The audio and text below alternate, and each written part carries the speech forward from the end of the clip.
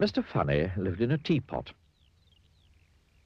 It had 2 bedrooms, a bathroom, a kitchen, and a living room, and it suited Mr. Funny very nicely. One day, Mr. Funny was having lunch. He wasn't very hungry, so he only had a daisy sandwich and a glass of toast.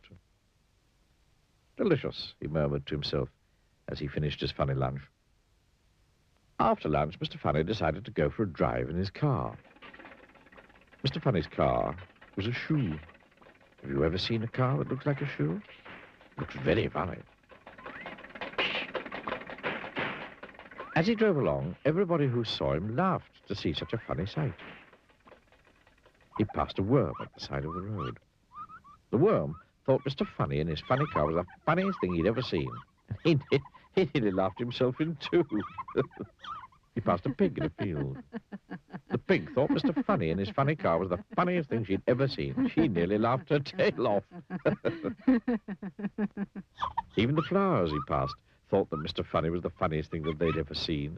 They nearly laughed themselves out of the ground.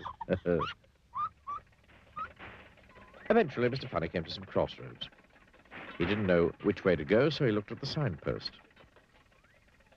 One of the signs said, "To the zoo." "Oh, that'd be fun," thought Mr. Funny to himself. So he drove his shoe towards the zoo. When he arrived at the gate of the zoo, he stopped. It was closed. "I'm sorry," said the zookeeper. "But we had to close the zoo because all the animals have a cold. They're all feeling very sorry for themselves." "Oh, dear," said Mr. Funny. And then he thought. "Perhaps I could help to cheer them up," he said. "Well," said the zookeeper, "worth a try, I suppose." And he opened the gate. Mr. Funny drove into the zoo in his shoes. First thing he saw was an elephant. It was true. The elephant was feeling very sorry for herself. Very sorry indeed. Mr. Funny stood and looked at the sad-looking elephant. And the sad-looking elephant stood and looked at Mr. Funny. Oh, dear. Then, do you know what Mr. Funny did? He pulled a funny face. Mr. Funny, as you can imagine, is very good at pulling funny faces.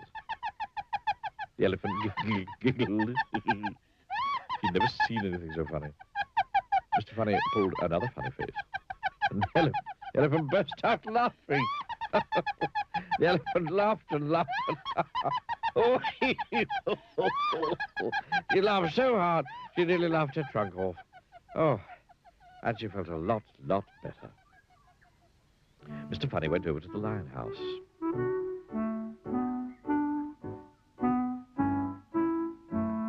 There was a lion, feeling extraordinarily sorry for himself.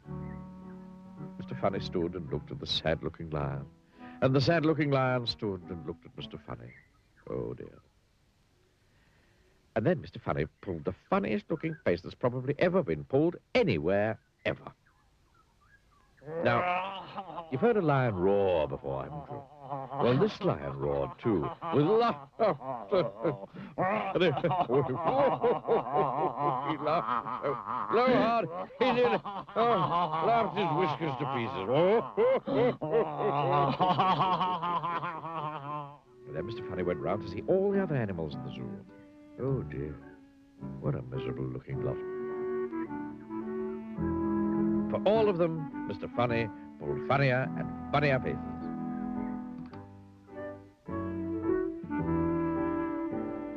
The big brown pig giggled, then burst out laughing, and the giraffe laughed so hard she nearly laughed her neck into a knot.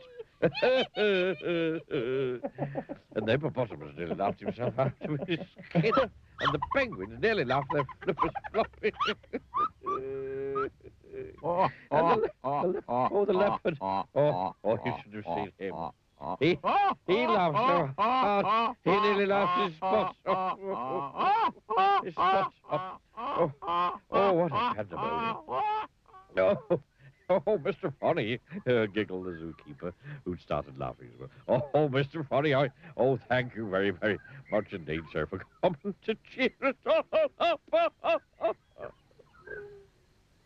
Oh, nothing really, replied Mr. Funny modestly, and drove off in his shoe.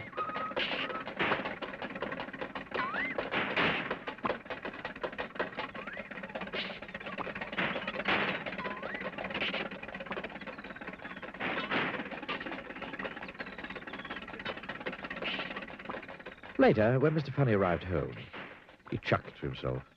Well, he said, well, that's the end of another funny day.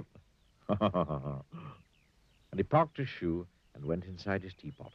And because he was feeling thirsty, he made himself a nice hot cup of cake.